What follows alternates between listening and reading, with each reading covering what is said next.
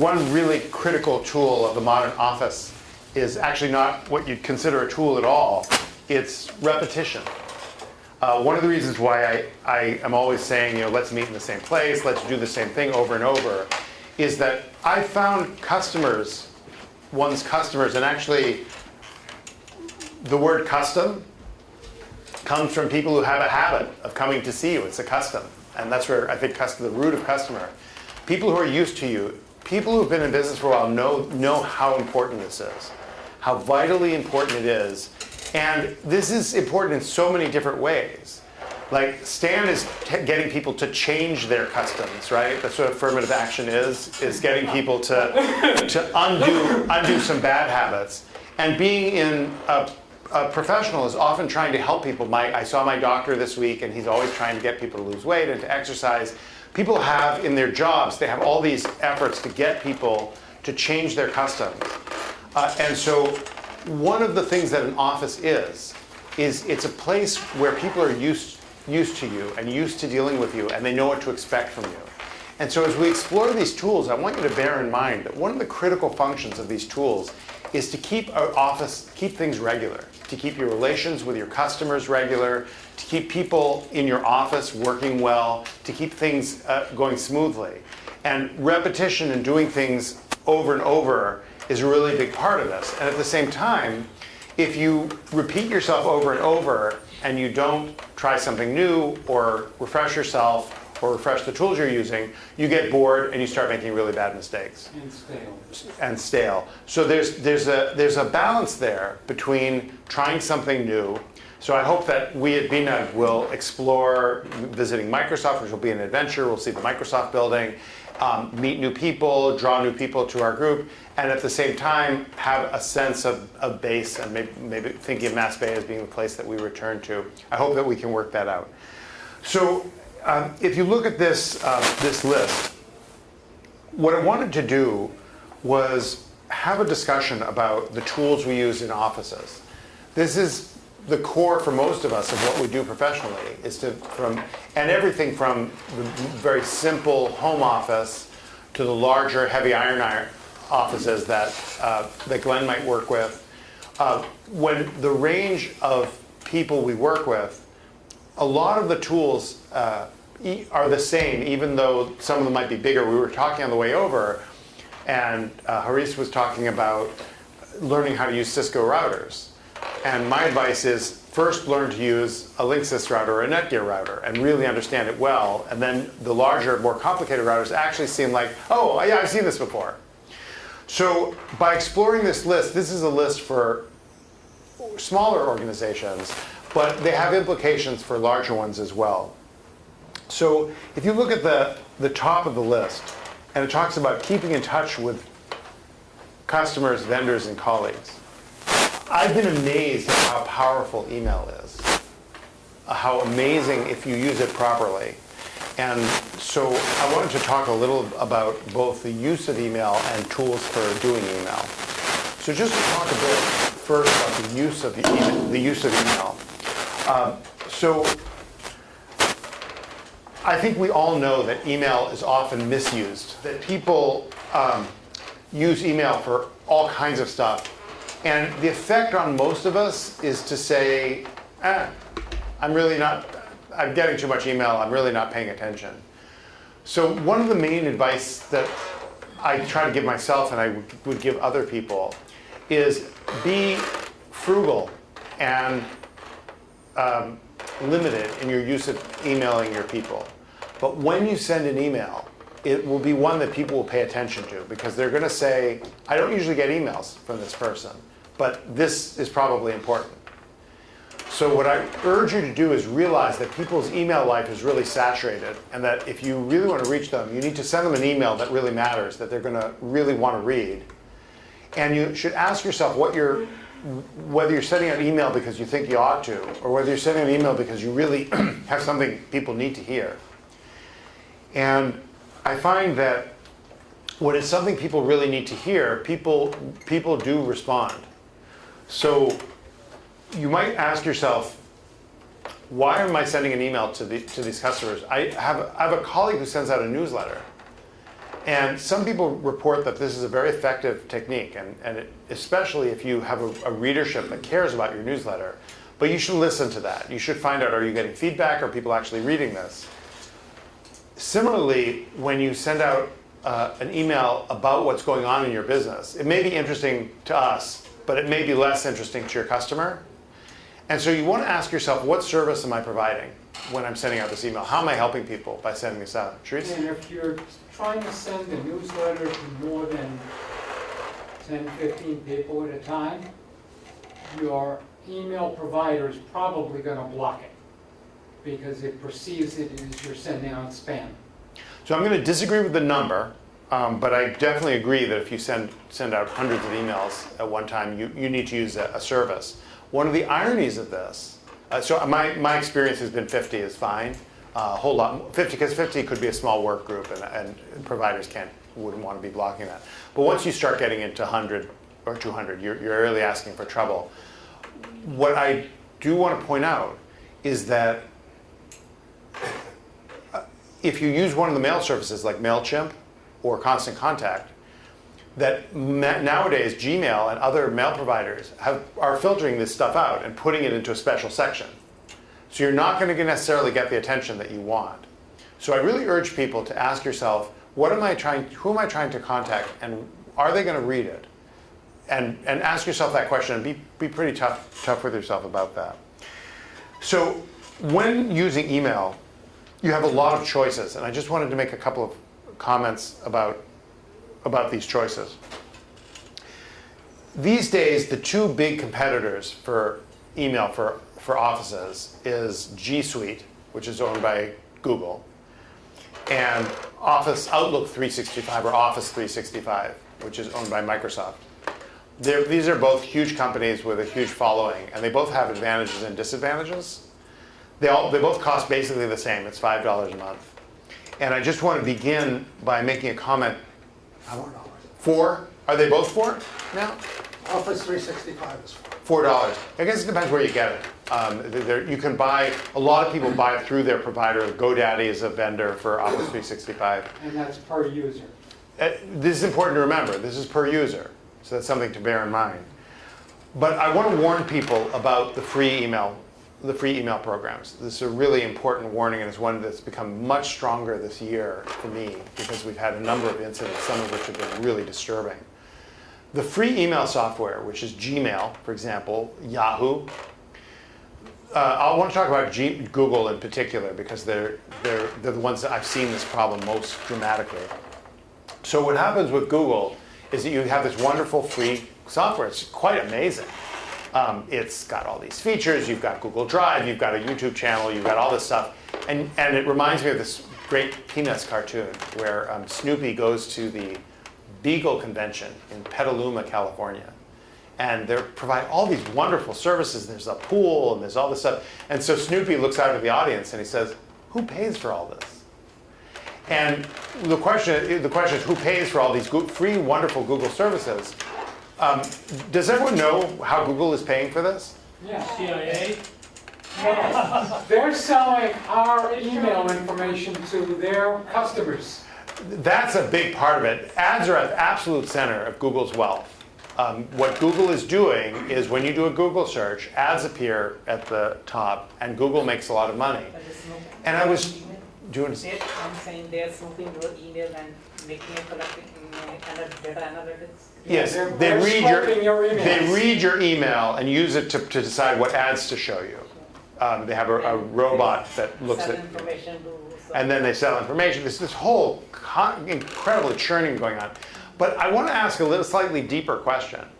Why is it that people are paying billions and billions of dollars for Google ads? On some level, they're effective. Do you think that's true? they may be getting a return. Yeah. They may be getting a return, but I really wonder.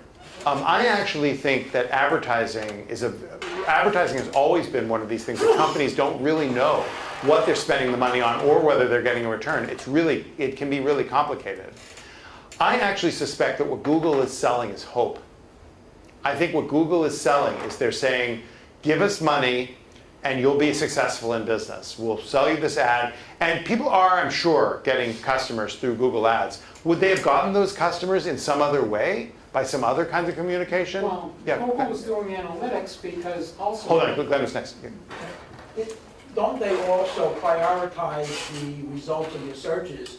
And if you're an advertiser, your search results seems to go up closer to the top of the first page. Google does that, but another thing they do Yes. is when you do a search on whatever term, and you see these ads along the side, and you click on one of them, the advertiser then pays Google like a penny for every click. So- So it's another revenue stream for Google. It is, and I just want to make a, The okay? person who's paying, from the person who's putting the ad up. Yeah, the advertiser. Right. So let's give an example. Suppose that you're at home and your HP printer breaks. You naturally want to give HP a piece of your mind, right? So you go to Google and you type HP printer help.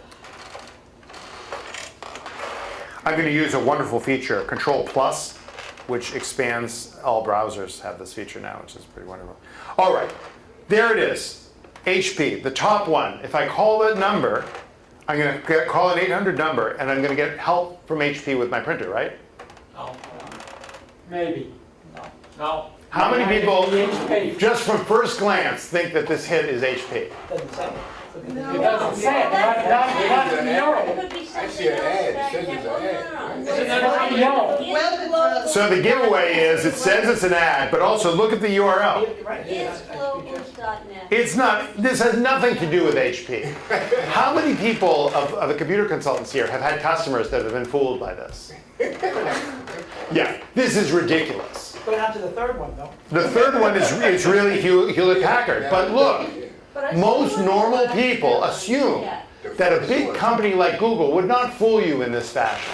And yet, in fact, Google is absolutely engaging in deceit here. Because what Google is doing is they're implying that this first company is worthy of your attention.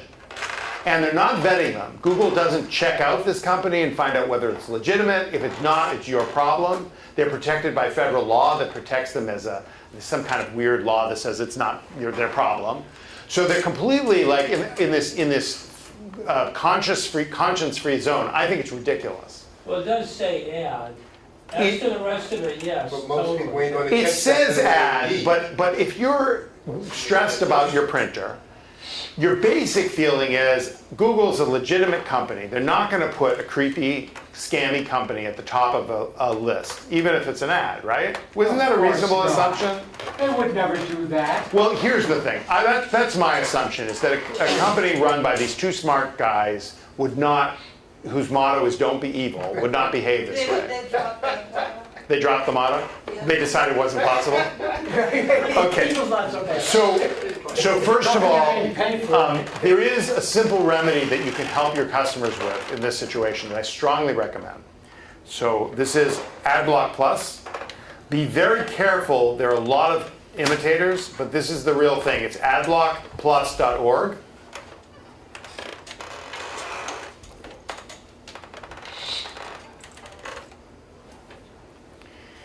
And they have a distinctive logo, which is the stop sign with ABP inside it. And "No annoying ads" is their slogan. I need to tell you something important about this program. A couple important things. This is the most popular program, I think, in world history. People hate ads more than they hate anything else. And I can prove this because in the year 2000, I'm not sure what the year was, the Senate finally got around to trying to pass the Do Not Call registry. And more people contacted the US Senate to beg them to pass the Do Not Call registry to stop telemarketers than voted in the 2000 presidential election. People hate ads. And so this particular program, which is unusually good at stopping them, has been enormously popular. So what I'm going to do is I'm going to agree and install it for Chrome. It's going to install as an attachment. Just a reminder, if you reset Chrome, you'll have to reinstall this. So I'm adding this to Chrome, the Google browser.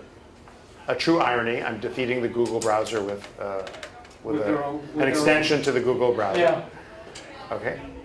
So I'm adding that, but there's a very important thing you need to do after you install AdBlock Plus. This screen will come up, and I want to explain the origin of this screen.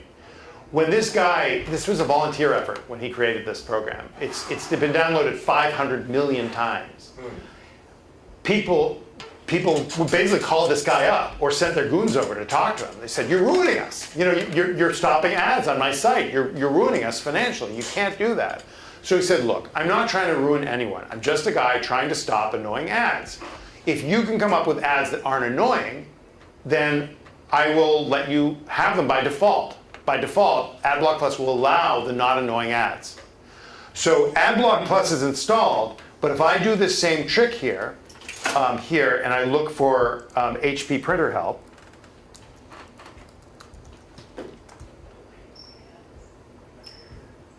it looks like it nailed them, but hold on a second. Notice that the top. Are there any is ads at now- all? The top ad, No, the top no ad ad. is now I HP. don't know. No, this actually, AdBlock Plus is doing its job. Let me just check what the options is, because I want to explain what this issue is. For some reason, I'm not sure why, normally they consider Google ads to be what are called acceptable ads. So normally, if you see this check mark here that says allow acceptable ads in the AdBlock Plus options, normally if that's checked, which is it is by default, it will allow Google ads. So what I urge you to do for your customers and for yourself is uncheck this. And then it will block all Google ads, regardless of, I'm a little unclear why it blocked them in this case, but normally it doesn't. Another thing you can do, Adam, go to choice.microsoft.com. What will happen if I do that? That, there are switches there. You can flip them to stop customized advertising in your browsers, but you have to do it for each browser that's installed on your system. Which one? Choice.microsoft.com. Is this about Microsoft? Like, or this only It's applies to any ad Microsoft? that goes through Microsoft to any browser, not just IE or Edge. But they're Microsoft ads. They're but Microsoft-based they're Microsoft ads. ads, and they go through Microsoft servers. Okay. So, There you go. Oh. yeah, no, I went back to AdBlock Plus. So, good to know about this.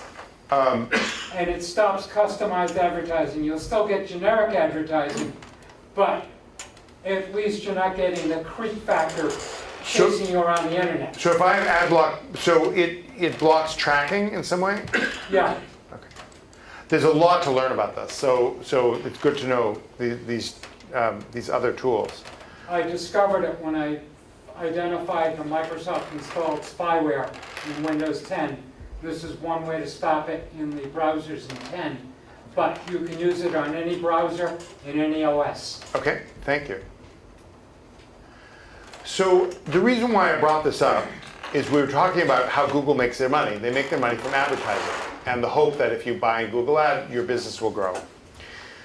So Google then thus has billions of dollars. They're an extremely wealthy company. And they take this money and use it for software development, including to provide lots of cool free stuff. So one of the cool free stuff they provide is the Google stuff.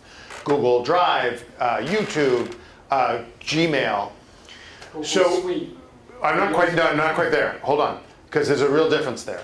So they provide all this stuff for free. You sign up for a free Google account and you get access to all these tools. You get access to Google Maps, you get all this stuff. Here's the problem. When someone offers you this wonderful free tool, including free email, that holds virtually unlimited amounts of mail, that has an excellent search facility, that has a bunch of other cool tools that you can use, you're going to use it, right? You're going to commit to it. You're going to put your contacts in the email. You're going to put your email in the email. Your life is going to get woven into this. And then something bad happens. Someone hacks into your account and you get locked out of your Gmail account. So you say, okay, I have the phone thing programmed into my Gmail account, and so you go back into Gmail, you say, here's my phone number, and then it calls you and gives you a code, and then you type that in and say, okay, I'm back in, thank God. No, you're not, maybe. So sometimes Gmail says, sorry, you're still not sufficiently authenticated. There's something funny, you're coming from a different IP address than we're used to, or there's something funny going on. We won't tell you what it is, but we're not going to let you in. You need to tell us something about yourself. When did you open your Gmail account? How many people here know the month that they opened their Gmail account?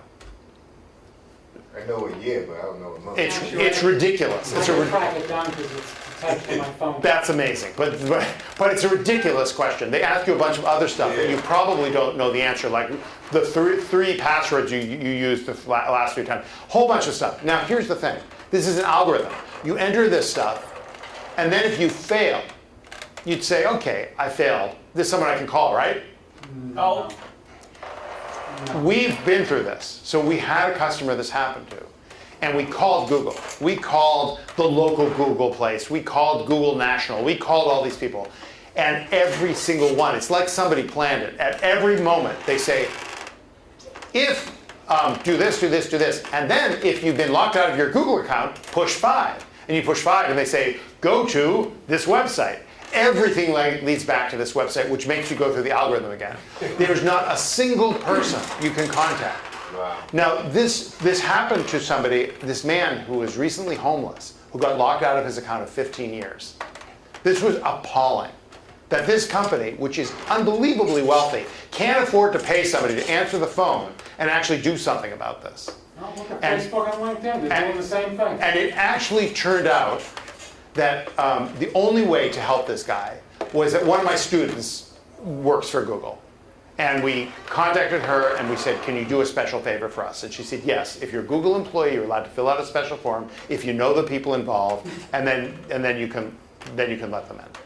So this is ridiculous. That sure is. This is absurd. I'm grateful to my student, I appreciate her helping us, but this as an institution, as a policy, is completely ridiculous. So, Jerry. Yeah, I think maybe the answer is clear, but is it possible to go to your Google account profile or whatever and enter security questions? No, they've dropped them.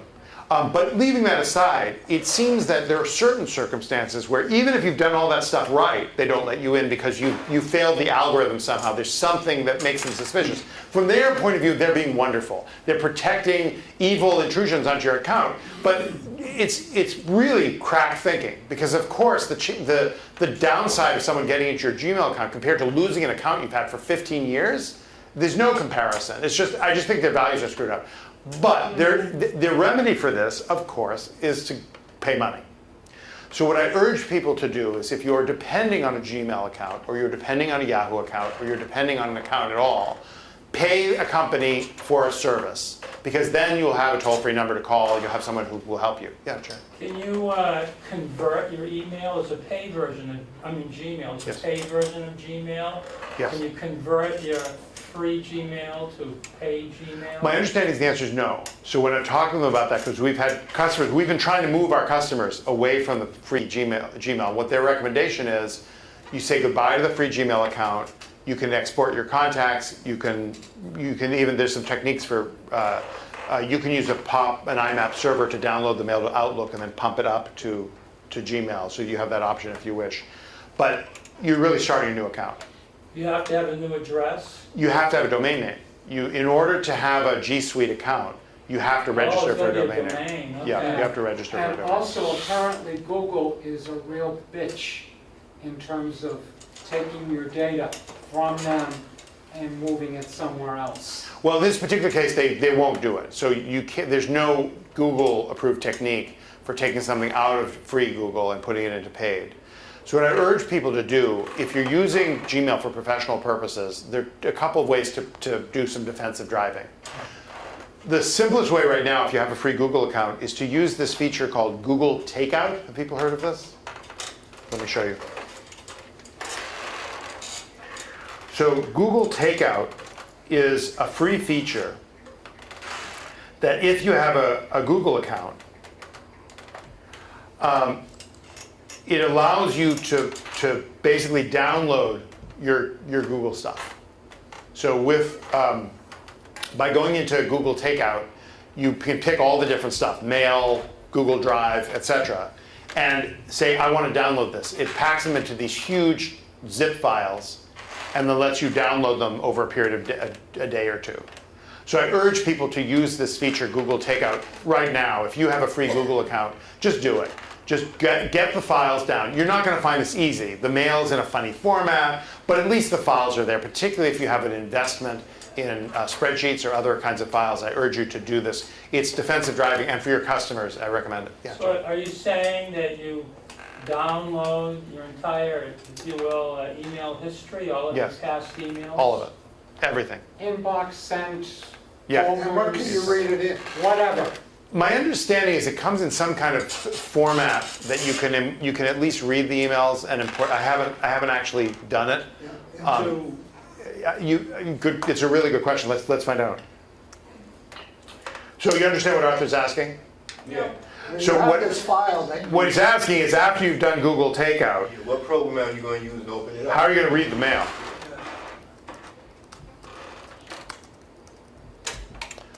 I don't want to sound like I think everything about Google is bad. I don't. I really admire some of their tools, but I think they need to take responsibility for.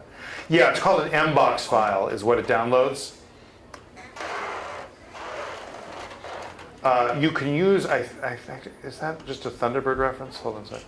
Why don't you click on the first one, how do I use it? Yeah. It's gonna be.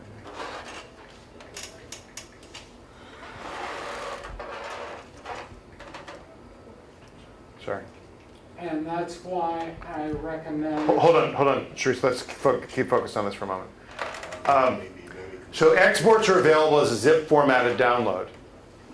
Downloads will be very time consuming. They notify you with an email when it's ready, and then you click on a link, and then it chugs away. It takes a long time to prepare, and then it takes a long time to download. You can also turn off stuff you don't want. But let's see if it says something about the format. Yeah, it comes in as a zip file, that's fine. Okay, Google retains it for 1 week, then they tell you about it, or they tell you about it. Okay, handling the exports to import into new. So you're allowed to import, you can get access to Google Drive stuff. That seems pretty clear. Their documents, right? That seems pretty easy. Migrate other data. Let's see if they talk about mail. Gmail. To extract your Gmail, then select the mail service.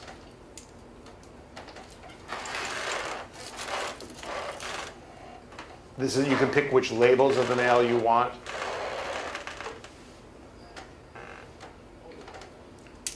This is saying your data is ready. The mail archive is in MBox format, and I believe the way you deal with that is you can use it with Thunderbird. When you export your Gmail, each method's labels are preserved in a special X Gmail labels header in your download. No mail client recognizes this header now. Most mail clients allow for extensions to be written that could make use of these labels. Google does not support a direct import of MBox files, so you may need to use a third-party tool to open them, Thunderbird or Apple Mail. They do support a POP3 transfer from other email accounts into your Gmail account. So there's techniques for sucking the email out, but that's not what this is. They're putting in MBox format, which apparently Thunderbird. Could I ask someone to, Arthur, could you experiment with this a little bit and tell us if this works? All right, I have, A little Gmail account with just a little bit of I mail. have a really small. Yeah, why don't we try that and see what happens with this MBox? I think we need to learn about it. So Thunderbird, maybe. it sounds like Thunderbird may be able to handle it, but I think we need to find out. So here's the thing. This is a larger lesson that I want to impart or just emphasize to everyone.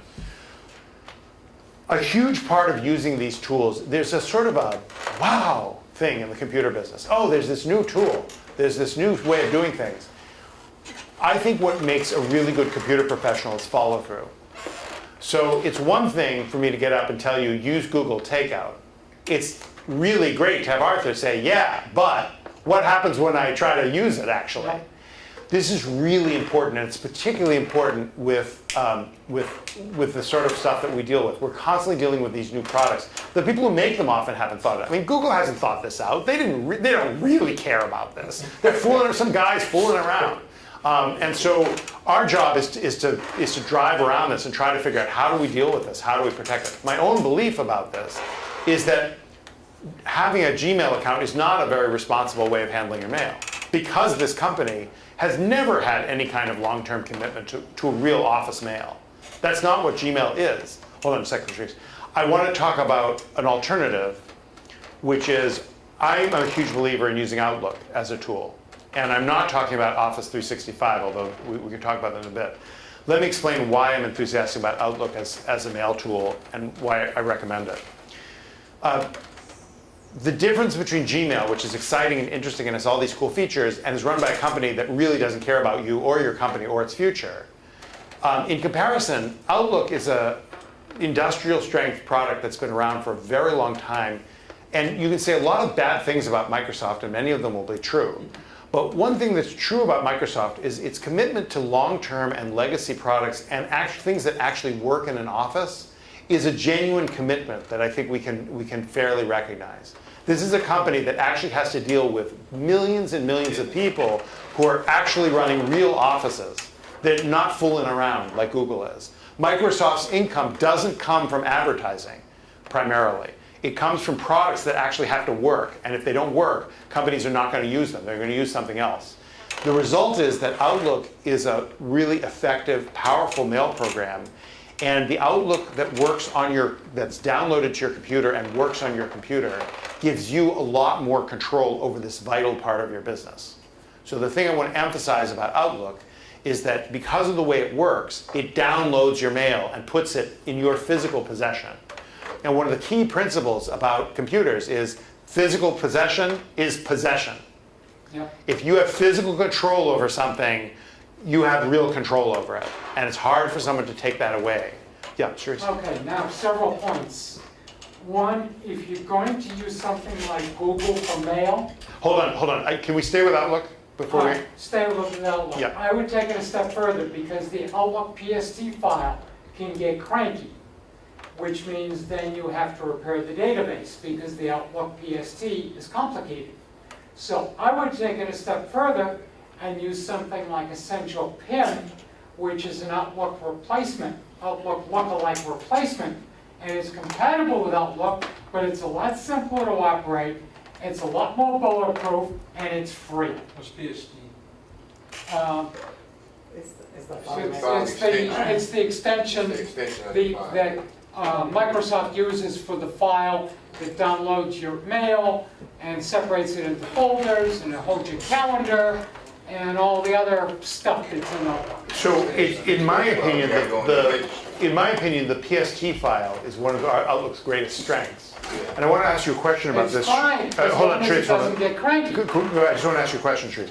Is the this Essential PIM, you're Yeah. saying it's an Outlook lookalike. Does it use PST files? No, but it is compatible with Outlook. It will suck an Outlook file in, or you can export Essential PIM to Outlook. So it's compatible, but it doesn't use the same technology. It doesn't use the same, and it's a Okay. lot simpler. I've got it on my tablet. My tablet is always crashing. Essential PIM says, consistency check, I'm done. You're good. I'm back up and running. So I urge people to check this out. I haven't used it. But I want to talk, Outlook being old and established, I want to talk about it, especially because everyone here who works in offices have to deal with Outlook. Go ahead. I mean, we're talking about all this free stuff or whatever. Yeah. But I want to suggest that if you have a small, medium-sized company, you might want to consider a hosted service where they have like hosted exchange, like Mindshift, where they'll have a hosted exchange server. They have 7x24 service. They host all your messages. You can down them or, to your machine. They'll help every user in the company set it up on whatever device they have. And if you're corrupted, they'll help you set up another computer and you download it again. And you get all of this for about $10 a month. Per user. Yeah, no, I mean, it's not free, Yeah, okay. but again, they have someone 24 hours a day, they back up your data, it's fully protected, it's, with virus Now, protection. GoDaddy on that list? What? GoDaddy, No, that's a website creation site. Yeah. but they have email service. Well, no, they, No, That's an added They're competitive, Someone they're like competitive. Mindshift or whatever. have you used Mindshift? Yes. Do you recommend them? What? Yes. You recommend them? Yes. Okay. One additional Well, issue. Hold on, Chase. I dealt with them when it was 123together.com, and they took them over, so that's, that's the service that they provide. And they have postage, again, when I worked at Broadleaf, we went to them, we didn't have our own exchange server, we had them, and so no matter what, device we had, we could download it to our PC, download it to our phone simultaneously, always get our emails, and if there's ever corruption or an upgrade or whatever, they have 7x24 support now, and they would walk everybody through it if you couldn't do it yourself. Now, So when it Glenn, comes- hold on a sec. Glenn, were you depending on them entirely for backup, or did you have local copies of the mail as well? Well, remember that no, they have the service, they back it up, but you could have a copy on your laptop, you can have a copy on your phone, which most people did. So one thing to understand, there are some people here who are new to Outlook, so it would probably be helpful to just give a brief outline of what it is and how it works. So Outlook is a mail, what you would call a mail client. So in the computer world, we have these really essential terms that are thrown around a lot, but I want to make sure everyone understands It's them. sometimes misused. Very much so. So there are three words I want to just underline for everyone. The word host, the word server, and the word client. So host and server these days are more or less the same thing. Server comes from an earlier tradition, but host and server basically means a fancy computer somewhere that does stuff for you, or does stuff for your computer. A client is the customer of that computer. It's the computer, it uses that computer to do stuff. So most people today who are doing all this web stuff, you're usually the client, and the host is the fancy computer that's up in the cloud. So when you're using Google, for example, you're using their fancy computer, you're the client. Outlook is a mail client in the sense that the mail is going on someplace else, and you're reaching in to get it in various ways. So I want to talk for a little bit about the way you get the mail, because it will help you. Outlook, Outlook is a client. It's a mail client. okay, and that's reaching into the cloud? It reaches into the cloud in various ways to pull down your mail. Okay. Also known Yeah, as Steve? virtualization. Just so everybody know, I'm a current GoDaddy website person. I have two websites up on, both on GoDaddy at the moment. And what they basically use, if you have a website on GoDaddy, they usually let you use either your own personal email account, which I'm currently doing on both my websites, or you have the Office 365, which you have to have a subscription for, you have to pay for. You're getting ahead of us, though. Hold on a Okay, second. We'll get. It's important, but it's just it's a little further on. I want to make sure people understand the basics of this. The basics of it is that these days, almost nobody has a mail server in their office. In the early days, we would. You'd have your own. Arthur can test, and Glenn probably, and Steve. Every company still do. But most companies don't. And the reason why is that running a mail server is a specialty. It's something that you really have to know what you're doing. It's a very dangerous world out there. There's lots of nasty stuff going on. And so most people, because of the economics of it, find it much easier. What made the difference, what tilted the balance here, was internet speed. Before we had high-speed internet, it made more sense to have your own mail service because it was the only way to get mail quickly and efficiently. That's not true anymore. Now, because there's such high-speed internet, it's really easy for a very fancy hosting service like Mindshift to provide very fancy hosting services to you over the internet, spreading it over such a large number of customers that they can afford to charge $10 a month instead of a really, really expensive mail server that you have to maintain in your own building. Yeah. I need to straighten out this in my mind. Yep. I'm going, the difference between Outlook and what I had as Verizon.net, which is no longer, but it's forwarded into AOL about it. AOL. Yeah, it's yes. AOL. Now, Oath. So you're asking a really important question. I want to make sure everyone understands because it's really confusing. So let's begin by, I think I can help you, but let's begin by thinking about mail servers. There are all these different mail servers in the world. They're basically what they are they're places out on the internet where you can send a stream of mail and it's going to eventually get to the person you're trying to reach. So these mail servers are run by all these different companies. Mindshift runs them, as Steve points out, GoDaddy runs them, AOL runs them. What was that word, Mindshift. Yeah, it's right on the board here. Yeah, Mind Mindshift. as in M-I-N-D, shift. Okay. Cool, thank you. Yeah, Mindshift. And it's great. I highly recommend them. I've used them. How do they compare to Microsoft plus the Exchange? Again, I've used this for years and years and years, and we've had great success with it. Even when you've had, catastrophic emergencies where everything was corrupted, and oh my God, I lost my 20,000 emails. People don't delete emails. And basically, as you say, with the high-speed internet, you can have those 20,000 emails restored onto your local machine in like 2 hours. Yeah, So they have. So Mindshift is an example of a mail service. So here's the thing I want people to have the image in your mind. When someone sends you an email, they're not sending it to you because you don't want them to. Now think about this for a second. You're sitting at home, with your dog, and someone wants to send you an email. Well, to do that, they have to have the address of your machine. They have to send something to your machine, and they have to be able to get that email into your machine. Do you want that? Do you want somebody to be able to send an email directly to your machine?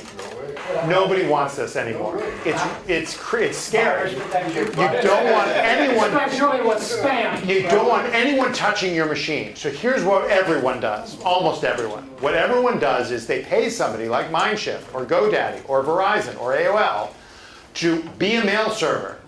The mail goes to them. They deal with the spam. They deal with the viruses. They deal with all the criminality. Then they store the mail for you, and you have a technique to get the mail down to your machine. Okay? It's the client, the client that brings it down. I want to talk about the many different kinds of clients. The computer. Your computer runs, it is a client, but it usually runs a specific client software. Let me give you some examples. One would be your browser runs Gmail. So when you're running Gmail, you're a client to Gmail's massive mail server farms. You're using Gmail to reach into the server farm to get your mail. The mail's not coming directly to you, it's going to the server farm. You're then touching the server farm and saying, give me my mail. That's what Gmail is. When you're looking at that mail on Gmail, that's mail that people have sent to you, but not directly to you. They've sent it to Gmail and you're retrieving it.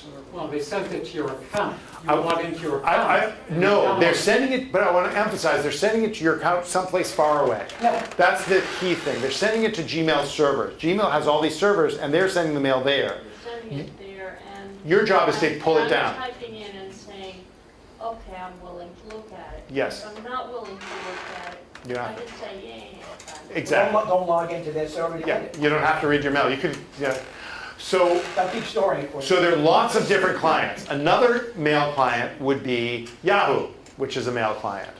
Another mail client would be Thunderbird, which is a program that retrieves mail using a couple of techniques. I'm just going to mention them.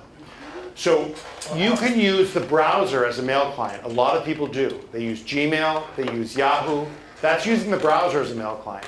But you can also have a program running as a mail client. And the many popular ones, Outlook is one, Thunderbird is another, Eudora used to be a really popular one. These are programs that you run on your computer, and I want to make a case for them. So I want to explain the difference between Gmail, which is basically using a client that Google controls. It's Google's client. Google controls everything about it. You're seeing the email, but you really are not, in the sense that if you turn on Gmail and you read your Gmail, you read your Google Mail, and then you turn off your computer, there's nothing on your computer that remembers this mail. I want to emphasize this. When you're using AOL, you're using Verizon, you're using Yahoo, there is nothing left on your computer after you exit the browser. This is really important. These are browser-based emails that don't store anything. To a business person, this is creepy because we're sort of people are running a business. If you're a lawyer, you're responsible for this email. If the email disappears and you're sued and you say, well, I have the email, but I can't get into the account now, the judge will say, I'm really sorry to hear that. You're going to be really sorry to hear what I have to tell you next. Yeah, Arthur? Minor little addendum.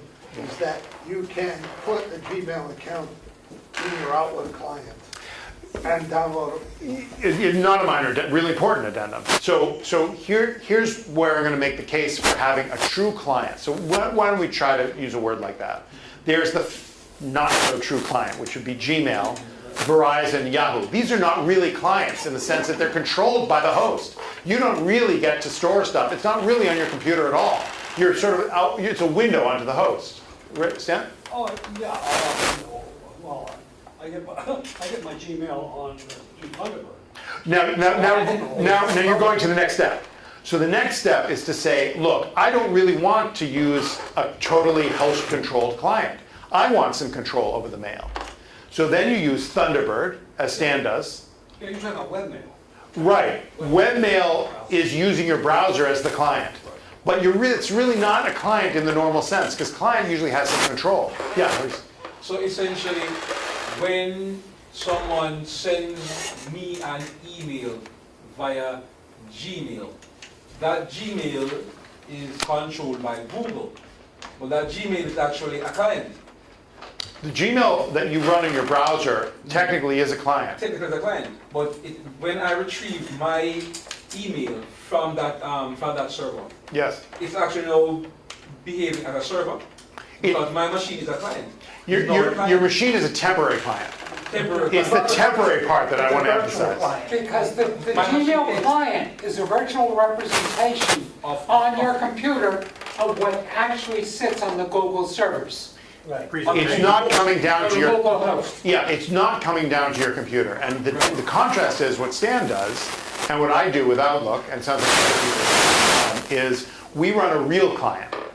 So a real client is Outlook, Thunderbird, a program that actually retrieves the mail physically and pulls it off the server into the client where it's stored. So who controls Thunderbird? Thunderbird is a free program run by the Mozilla Foundation, which is a nonprofit foundation. They do Firefox too. And They're responsible. and Outlook you usually get when you buy the Office suite. Right. Outlook, you, Outlook, Thunderbird, and Eudora. And That's correct. That's Yeah. why I'm a huge fan of not depending upon any of them.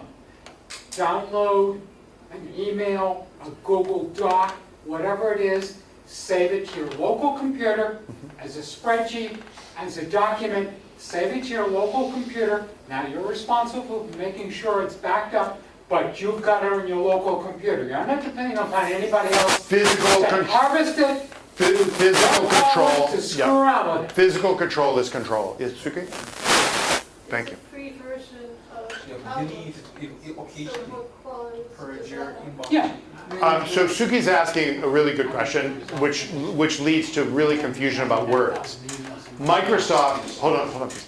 Microsoft makes a product which is completely different from the Outlook we're talking about, called Outlook.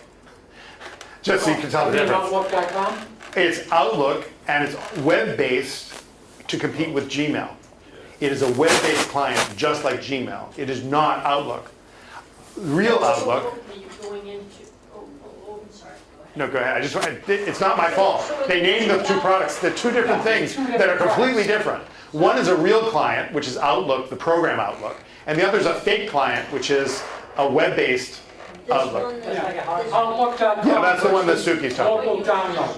So what you just described specifically was that they made a program that is a bit more like Gmail? Correct. It's like a Hotmail.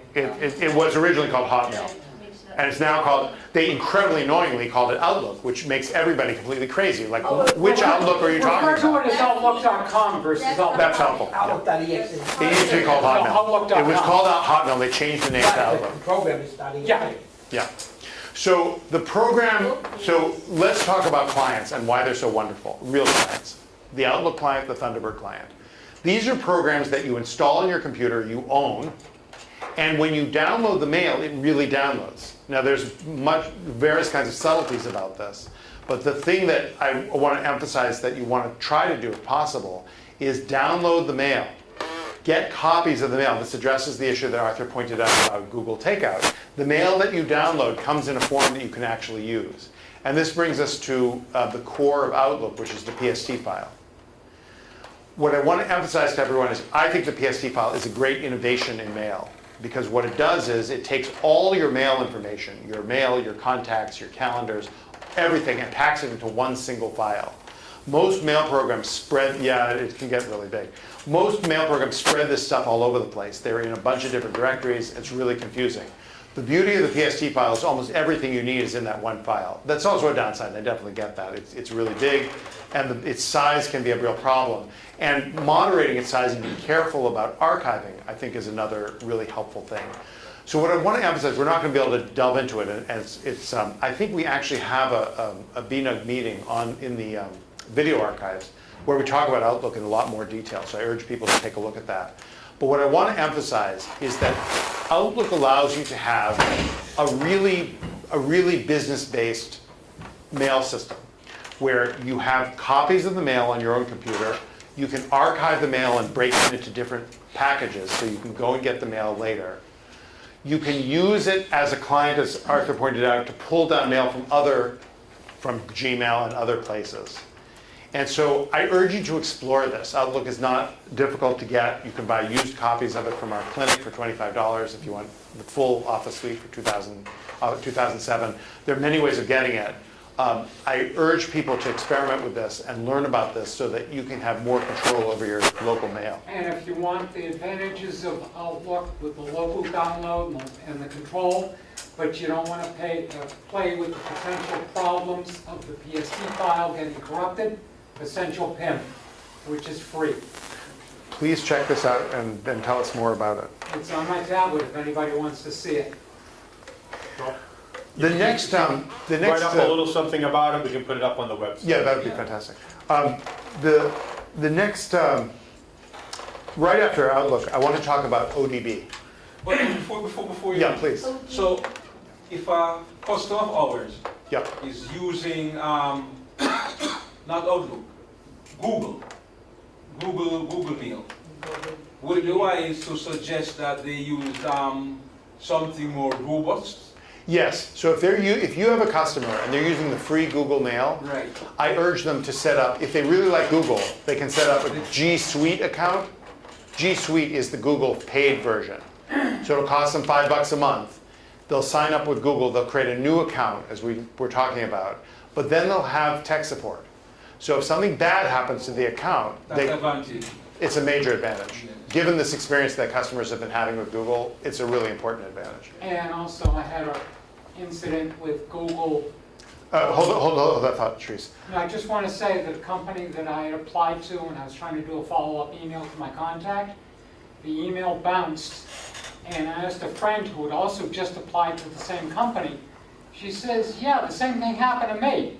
And when it bounced, it told me it was coming out of the Google domain. So they had sent all their emails now go through Google with aliases to this company. So it's ABC at companydomain.com. It's Google. But it's Google, because when it bounced, it came out of the Google domain. What's next? Okay. So I'm only going to make a brief reference to ODB because I'm not quite prepared to dig into it, but I do want to just plug it. It was actually created here in Boston by an organization called the Organizers Collaborative. And our company uses ODB as its main way of keeping track of customers. It's a free open source database. The reason why I'm a little hesitant to mention it is it's not yet, I don't have a good link to tell you to get to it, but I will urge you that if you want to try it out, I will be making that available. So send me, let me know, and I'll make sure that you get a copy of this. It's free and available. It's just unfortunately the SourceForge place where it is has an older version, and there's some tricks to installing it. But once you install it, I love this program. So I'm going to just do a brief demo so you can just see what this is, because it's really something special. What's the name? ODB. Oh, geez, and Daniel. Yeah, it stands for Organizers Database. right there on the page. I've seen it on our Google Drive, and I've been wondering what that was. Yeah, so it's it was created by the Organizers Collaborative, which no longer exists. But it's still available, and it's such a good program that it doesn't matter that it's not supported. It's just terrific. So this is ODB, and I'm going to just start up and show it to you. So I use this program for just about everything in keeping track of people, and here's what I like about it. It's extremely simple. Anyone can use it. It was designed for grassroots political organizing. And so it's very, very simple. It doesn't have fancy stuff, but it lets you do the really core functions that you really need to do. So for example, I do a conference once a year where I invite people to come and talk about something they do that helps the world grow up. It's called the Waterloo Conference. And if you do a search, you can pick a particular category of something. For example, down here, there's a category called the Waterloo Conference. And then when you do a search, I'm not going to list it because the names are confidential, but if I click search, all my people will come up. And then I'll be able to go here, and I'll click on copy emails, and paste the emails into my email and send it out to people. It's this really simple method, and it also lets, because all these categories are customizable, you can create your own categories of things and just add people to different categories. And So it's open source, so you can add to make it more effective. you can change these categories and pick whatever it is you're worried about. Like if you want to send, if you belong, I belong to a local swimming pool and I have a category for that. But suppose I want to send to both the swimming people and the Waterloo people. I can check mark both and it will bring up a complete list of everyone who meets both of those criteria. You're setting attributes on each person there.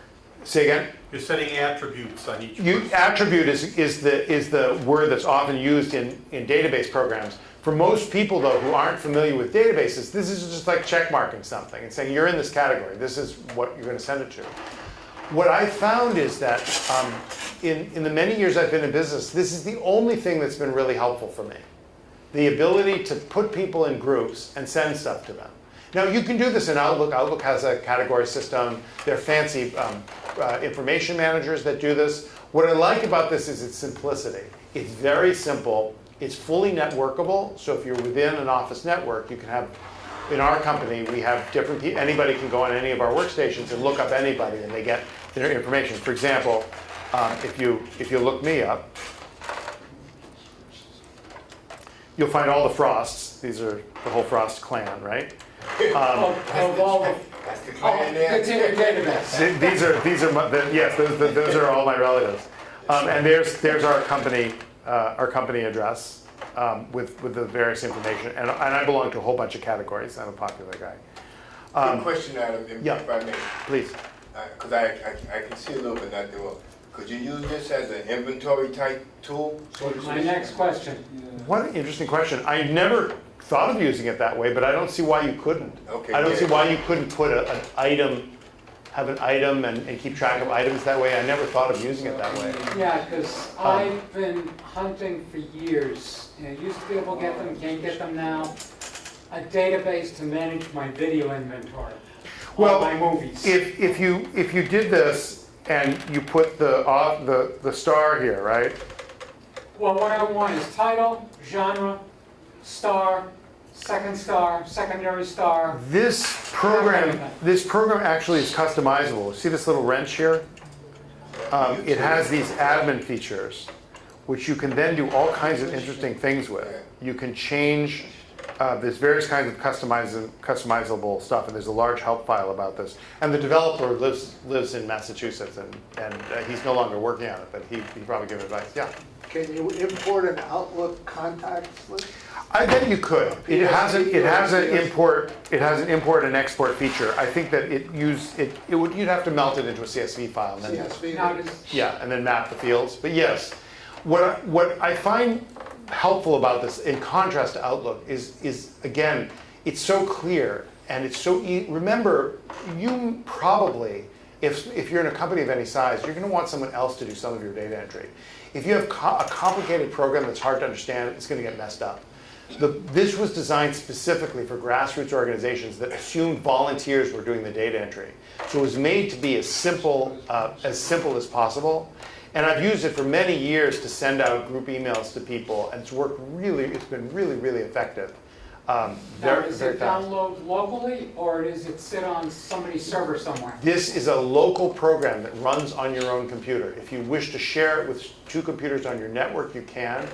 And that's what it does. And the other thing I want to use a database for is I want to organize my own restaurant review thing. I don't want Yelp, I don't want anything online, I don't want any of that nonsense. I know what I want. It might do the trick. So let me, while I'm on the subject, since we're talking about places to store and people are talking about storing restaurant, yeah, Karen. Well, the other commands that were marked as you can't use them right now, were they changeable? These here? Yes. So the main features here are to create a new record. Yes. And then you add your stuff. The main thing that I know that I've customized have been these codes. Yep. You can add new ones.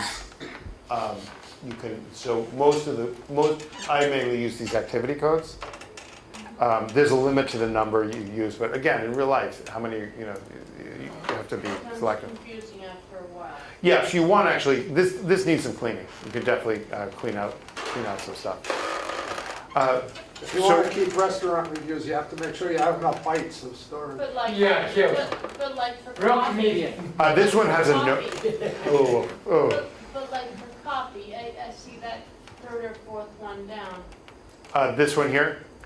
No, that one, or, okay, edit or that one. Yeah, so if you have one here like I'm this, noticing that you can't do anything with those now, but can you? let me do a test. Box got a Let me grayed do out. a test one here. So this particular template, there's some templates that you do, requires that you pick a category, and these are customizable. So you can sort people by category. So I've now created this test user. So this test user now that I've highlighted it, Yeah. I now can do stuff. So for example, I can clone a user if it's the same address. And this has got some really neat features. One of them is you can sort by street name.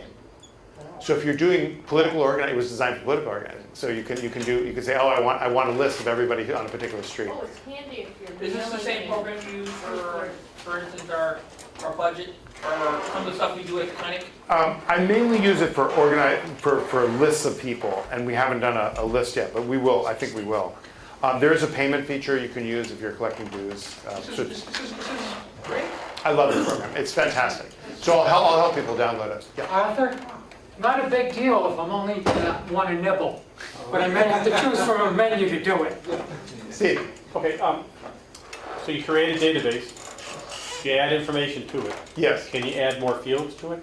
Yeah, it's got some customizable things. So you and I have a haven't. database that already has data. Can you modify that database to have more fields? I For believe instance, you can, but the degree of customization and what you're allowed to change, I know that it has like this template feature, and it's based on the Access. It uses Access as its core.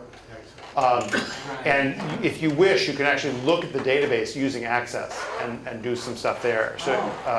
So strongly recommend and happy to help people get rolling on that. Now, So- is it possible to start out in this, then use access to Yes, tweak it, to massage it, Yes. and go back to using this? I think so. And still see what you did? I think so, but that's a really good question. I haven't done it. So I wanted to just take another moment, since we're talking about databases, to talk about my other favorite database program. It's not what you would think would be a database program, but for me, it's one of the most important programs in an office. And I want to show you this program. This program is free, and it's truly wonderful. This program is called KeyPass. What is it? KeyPass. Oh, keep that. You can see it up. It's for scraping passwords in a computer. See the name up here? I wouldn't agree that it's for scraping. It's for storing. It's a Well, storage. it scrapes and stores. It's a storage program. So we're going to create a database. We're going to create a KeyPass database right now. This is available on Ninite. For folks who haven't used Ninite, let me just give you a quick demo. Well, I've used it a couple of times because clients had passwords scanning. Hold on, across wait, multiple wait, browsers. Sharice, you're changing my subject, hold on a second. I really do like 99. Yeah, let me just say a word about 99 because this is the best way to get a lot of these programs that we talk about. Puts everything on the C drive. The 99? Yeah. Yeah, download it globally. The C drive. That's an interesting flaw that I hadn't really thought of. So 99 is a service. They have a commercial version, but the free version is quite wonderful. That allows you to download freeware and install it, including multiple ones at the same time on your computer. So for example, suppose you wanted to install KeePass. KeePass is down here under Other. But suppose I also wanted to install Skype. I'd checkmark both of them and they both would install at the same time. No crapware, no questions, no nothing. You set it, you install it, and you walk away. And you come back and everything's installed for you. You can install 7 programs at once, 12 programs at once. It's truly wonderful. Option to just download it and then you launch the install procedure, or does it install it for you? It installs everything for you. Yeah. I So watched it being done last week. when you need it, it's the best thing in town. It's just truly wonderful. You don't have to, it's got disadvantages. If you want to customize the program when you install, it's not the choice for you. But for a lot of these programs, there's no customization you want to worry about. KeePass is an example. I urge you to have your customers and you get programs this way because there's an epidemic of websites. Imitating websites that download crapware, websites that look like they're, even good companies do this. It's so annoying. So 99 is a very good antidote to that. So let's assume we'll do a Julia Child here and say the chicken's already been cooked. We've downloaded and installed 99. Here it is. We're going to go to the File menu and click New. And we're going to go to a directory. I actually have a BNUG directory, especially for us. We're doing passwords now? Yes. So we're using KeePass to create information about a given company that you want to connect up with. So you can create your own password for it, and the password can be of an arbitrary length and complexity. Okay. And you can store information more than just the password on that company. You can store, when they say, what's your pet's name? You can put that stuff there. You can put a phone number. It can be a database, as you're saying. I'm just summarizing where you're typing this. It could be a database of all information about your contact with a given company. And it can be a lifesaver. So here we are. Thank you, Steve. So here we are in creating a KeePass. The most important step you have in creating this database is the master password. So let me say a few words about this. In my experience, one of the big bad things that happens to customers is they lose important password, and it's a huge hassle. Or they get sloppy and store them in Well, I want to focus on the losing. Because what happens is people often think they know their password. It turns out they don't. You and I, probably many of us, have spent a lot of time fussing with passwords. This is one of the ways to avoid that is to have the customer pick a good, strong master password, use KeePass, and put everything else in KeePass, and it's the only password they really have to know. Furthermore, you can know the password and be able to help them in an emergency, which we'll talk about probably another time. Picking a master password is really important. You want to pick, we strongly recommend that you pick a phrase or a song or a poem that you like that is kind of upbeat. So you don't really want to say, I think I'm suffering from kidney stones or something. You don't want to say something that is going to be a downer because you're going to use this password over and over. But the beauty of picking a password this way is that if you pick a password that's a sentence, it has many advantages. I want to remind you, let's think about, remember we were talking about the importance of consequences. Don't just say use Google Takeout. Ask the question, can you actually get your information out? Think about what a master password really is. It's the key to all your stuff. Are you the only person who should know that password? No. Careful. Not necessarily. So our company has a program called Drop Dead Safely. It's really important you drop dead safely. It's really important that when your time comes, that your friend can get into your bank account and pay your bills. And your wife. Or your wife, or anyone who... Or your partner can get your life insurance policy. Right, I really can't emphasize this enough. In real life, even if you're the legal executor, I'll give you a flavor for this, even if you're the legal executor, when something bad happens, they're going to make you go through all kinds of hell before they let you into these accounts. I'll give you an example. We have a customer who is an attorney, wonderful person. He's passed on, unfortunately. And he was just doing his attorney stuff downtown, popular guy, good attorney. And his web designer left town without warning and disappeared. Okay, he didn't care. He had a website, it worked, the email worked, went on with his life. A month later, the email stopped working. So we called GoDaddy, who was the provider, and he said, I'm attorney so-and-so. This is my Boston Bar Association card. The address of the website is my office. Would you kindly let my computer guy into this account so we can fix the email? And they said, certainly. Give us the court order and we'll be happy to do that for you. They were absolutely unwilling to help this guy, even though it was obvious he had a right to this information. Their policy was the web designer was the owner of the account, and sorry. You don't want to be in the situation when somebody's sick or somebody's dying or died. So what I urge you to do, this master password is part of this puzzle. If you have KeePass in your family business, in your larger business, and you have a good policy for who has the master password. So in a larger business, the head of the board of directors should have a copy of the master password. The president should have a copy, probably the treasurer. You figure it out. You come up with some kind of sensible plan so that in an emergency, if the president and the treasurer walk off with the money, the head of the board of directors can come in and clean up the mess. So you need to have these layers. And if you're in a family, if you're sick, your executor needs to be able to come in, or preferably remotely because they have their own lives. If they have KeePass, they can do that, and I'll say a few words about that. So we're going to create a master password, and the reason why I went on to this speech about how to create it is it's related to your being able to tell people what the password is. Now, those of you who are in the military will say, L is for Lima, B is for Bravo, but it's easier to do it this way, and here it is. So suppose the password says, now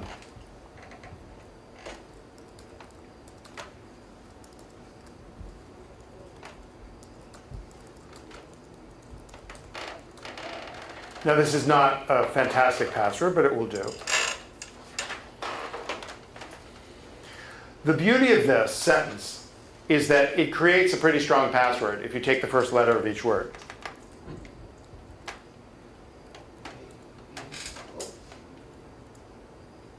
Now you have a good strong password that's related to a sentence that you can tell somebody over the telephone. You can call your executor and say, my new password is, we use KeePass to keep passwords safe always. They'll be able to write down the letters, they'll know what the password is, they won't be confused about what letters there are. The risk of error goes way, way down. But this is a very powerful password. Sharice and I actually had a bit of a debate about this, about how long passwords should be. I won this particular debate. It takes I think 20,000 supercomputers, 7 billion years to do all the combinations of this password. It's really good. It's really tough. If you told your executives Yeah. that we use KeePass to keep passwords always, he will be so frustrated because he can't get into the account because you forgot to tell him that he has to use a couple caps on W and caps. You need to tell them what the caps are. I agree with you. And so you'll tell them that when you tell them the password. If you're dealing with an executor who's not very good with passwords, maybe we'll give up the caps, even though they make it a tougher password. Realistically, as Sharice said, all you want is a software, because some friends and I, we had a password back home. Yeah. And within a few minutes, right, the computer went through a list of passwords, especially for customers who could not get their BIOS password, they forgot their operating system password, and we had a software that eventually cracked the password. So is this really? Yeah, so to answer your question, I know Sharice is making a theoretically correct point, but in practice, the length of this password makes the password cracker impossible. How many characters are in there? It's 9.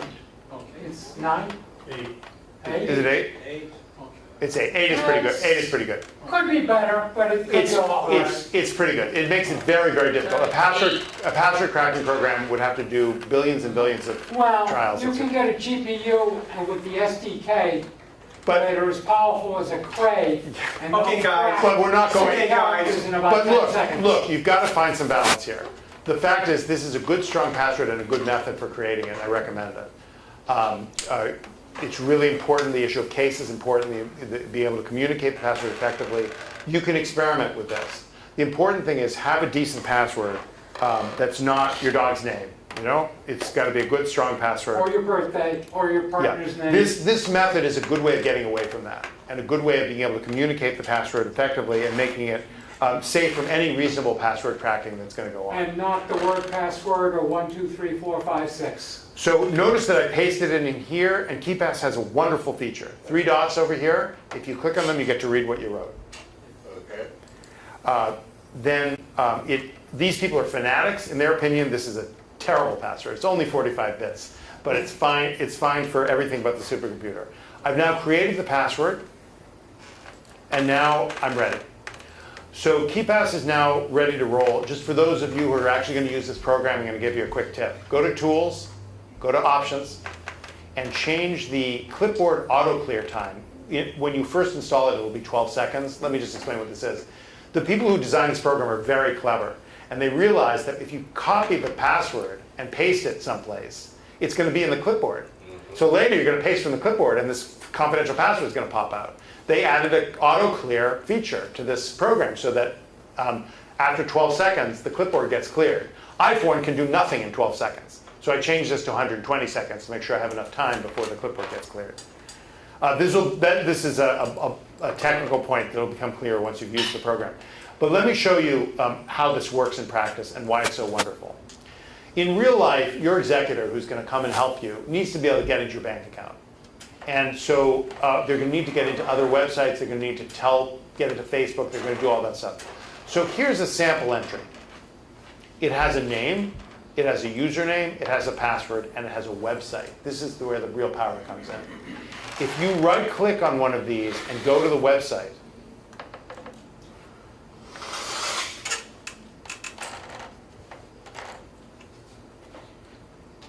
it brings you to the website. You're there. So the beauty of that, I'm going to try this number 2, which is more fun. I'm going to go to this URL, and it brings you to this special test form. This is just a test website they created for this purpose. It brought me right where I want to be, and now I go back to KeePass and I say, perform autotype. It enters your username and password, and it hits the submit button for you. This means that you can use KeePass as the index to the internet. No more passwords in the browser, no more passwords on sticky notes, no more passwords anywhere except inside locked KeePass. But the beauty of this is you can email this KeePass database. Let me just show you. Now that we've created this KeePass database, I'm going to go ahead and save it. Can you still download it local or? Oh, hold on. Wait, hold that thought. I just want to show you this.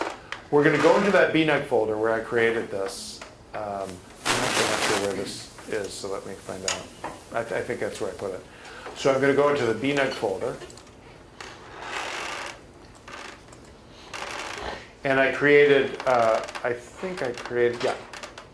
this is the one we just created. I want you to observe this because it's something quite beautiful. Notice this is what's called, I'm going to show you the properties of this file. This file is a KDBX file. Just like a document file in Word is a .doc file or a .docx file. This is fantastic. What this is it's a file, like any other file. You can do anything you want with it. Put it on a flash drive, mail it, email it to your friend. Take it and store it in a whole variety of places. The beauty of this is this file is impregnable. You could post this file on the internet, and aside from the guys who have crazy supercomputers, nobody's going to be able to touch it, nobody's going to bother it. This file can be emailed to your executor. I just want to emphasize that this is something really wonderful.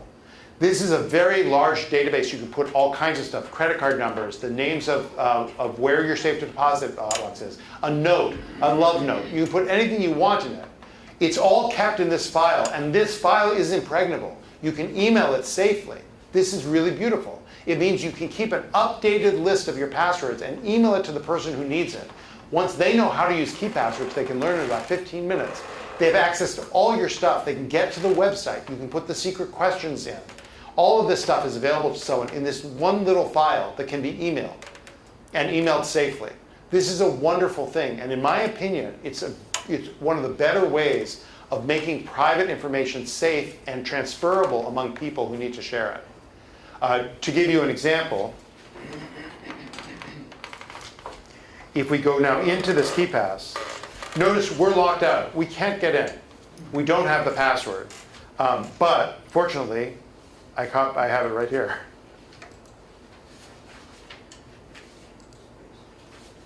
So your executor is here, right? Goes in, puts in this information, and is in. Has access to everything. But I want to show you, in addition to being able to get you to a website and get you into a website, a lot of websites these days won't let you in, right? You go to your bank, you put in the password, you can't even put in the password. First you have to put in your username, then they say, do you recognize this cheetah? And you say, yes, I recognize the cheetah, and then they let you into the next level. This will work. What you can do is you can add this information. So here, if you have a cute picture, you can say what the cute picture is, cheetah. This allows you to put the answers to your secret questions. Mother's maiden name. And you should put in your mother's maiden name here, right? Right? Well, No! Do not put your mother's maiden name. In fact, never share your mother's maiden name with anyone, and here's why. The problem is the Sarah Palin problem, which KeyPass is really effective in solving. So the Sarah Palin problem is, in 2008, Governor Sarah Palin, the governor of Alaska, ran for vice president. And her Facebook page was immediately hacked. Why? Her secret questions were, what is my husband's name, and what high school did I go to? Now you laugh because she's a public figure and everybody knows you can get that information in 5 seconds. All right, in 10 minutes, maybe 5 because you guys are good, in 5 minutes you can find my post office box from my college days 30 years ago on the internet. It's there, I know it's there. It's true about almost anything else you can imagine.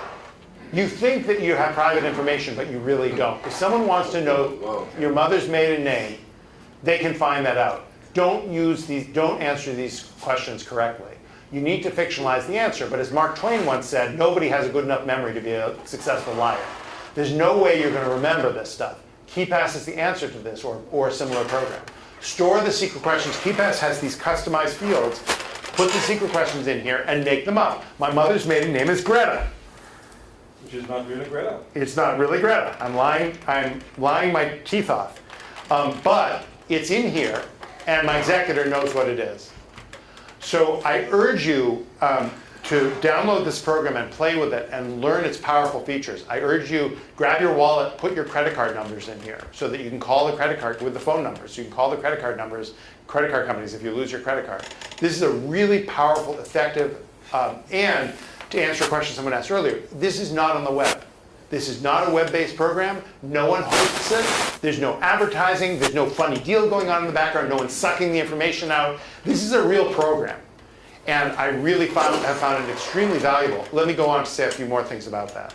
In 2010, the largest theft in human history happened here in Massachusetts. Some guy sat in the parking lot of TJX Corporation and sucked all these Social Security numbers and driver's license numbers out of their network. That was 2008. Well, whenever. You're right, it was 2008. In 2010, the legislature of Massachusetts lost it. They found out about this and they had a cow. And they said, listen, my 14-year-old nephew could have secured that network better than your Fortune 500 IT department. Yeah. And we are throwing the book at you. And they created a law called CMR 201 CMR 17, which basically said all companies in Massachusetts are required to protect the information of their customers. Or to do business with Massachusetts residents. No matter what, you're responsible. So every company in Massachusetts now is responsible legally and can be fined $5,000 for each number that gets breached. You can be put out of business if you have a major breach. Stan. Who's been fined? Large companies have been fined, from my understanding. Yeah, the Attorney General had a report. You can look it up on their website. My understanding that 5,000 per person or? For compromised record. the biggest fine I've heard of was not this law, but a related law, which is HIPAA. Some doctor left a laptop on. He left a laptop on the subway. It was $2 million. Yeah. So leaving this aside, I want to explain the reason why I'm bringing this up. There's a lot more to learn about this law, and I hope we'll have chances to learn. It's an important part of our profession now. My company, Computer Care and Learning, had to comply with this law. So we started looking at it and saying, and we said, what's this? This is like a lot of companies in Massachusetts. This is not my problem. We don't take a lot of credit cards. We don't get a lot of financial information. We don't collect social security numbers on our customers. Why is this our problem? And then we looked at our company and we said, we have a big problem. What do you think? Horace? Okay, this is something that if some of my classmates had known about it, Yeah. we would not have had some problem. No one would have broken in. You would have chosen a tough password. Not even that, but we would have remembered our password. Yeah, exactly. Because we have so many passwords. Yeah, everyone needs password management. You absolutely have to have. But let me just finish the story. What was our problem? Too many passwords. Yeah, we got to stop this. Name, addresses, emails. None of that matters in this law. What was our exposure? We're a computer company. You had The clients. customers. What is that? What's our exposure to our clients? What's the story there? Everything they have, everything they send to you, The give confidential to you information? is. They don't give me anything, but how could someone use me, my company, to get at my customers? Oh, they could Phishing. represent that they are you to your customers. That would be hard because I'm kind of a well-known character. But how could somebody use me to get into a customer computer? Well, that's what I'm saying. Steve, your identity. They could craft an email to your No, customers. not an email. How could someone actually get into one of my customers' machines? Log in from Your computer. I'm a computer professional. What do I do all day? I get into my customers' machines using remote access software. And how do I do that? From remote Remote access. And how do I know? So what do I know? Their email address. More than that. You know. IP. I know their IP address. What else do I know about my customers? Username and Yes, thank you. Username and password. I know everybody's username and password. I'm a computer professional, and so are you. You know how to get into everybody's computers. That's my exposure. Was our exposure at Computer Care and Learning, and that's what we needed to deal with to comply with this law. Here's the breach. Someone gets into our system. We used to use Excel to store our passwords, a passworded version of an Excel spreadsheet. Someone breaks in, gets that spreadsheet, cracks it in 2 seconds because it's ridiculous, it's not effective encryption. They get all the passwords, they start breaking into my customers' machines. Every single breach is my responsibility. My insurance company would drop me quickly. It would be a very bad day. So we realized that we needed this. And so I just want to say that when we switched to this method, we became a much more secure 201 CMR 17 compliant company, and you will too. So I really urge people to learn a program like this one. I recommend this one particularly. I know it well and can vouch for it. Password management is an essential part of running an office these days, particularly a computer office. I really urge people to learn it. We have to stop in just a minute. I just want to thank everyone for coming. I want to remind people to reach out to their friends, to invite them both to come here and also come and speak.